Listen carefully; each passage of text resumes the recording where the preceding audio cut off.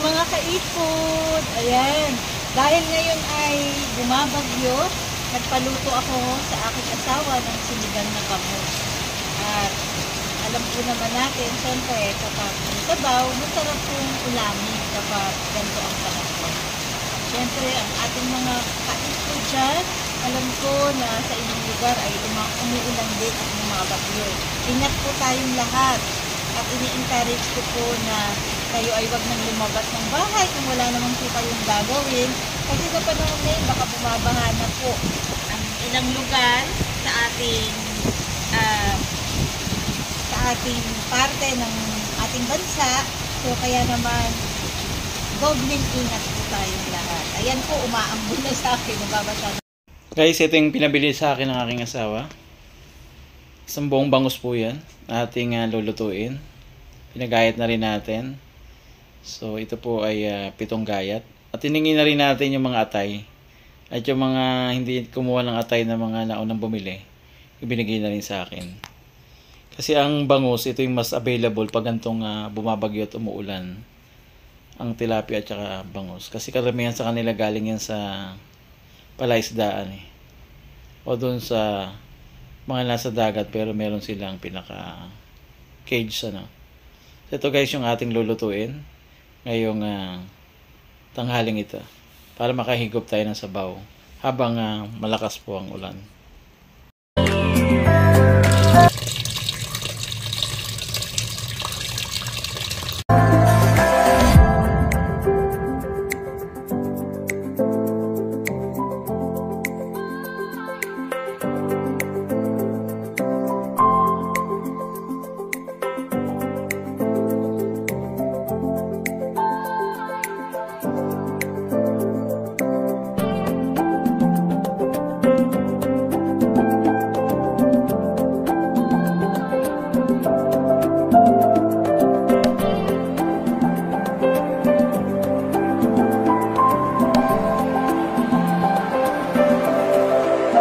Guys, yung ating mga sahog, kangkong, sitaw, okra, talong, at siling berde. Ito lang yung ating nabili na sahog para sa isang bangus na ginayat sa ilang hiwa.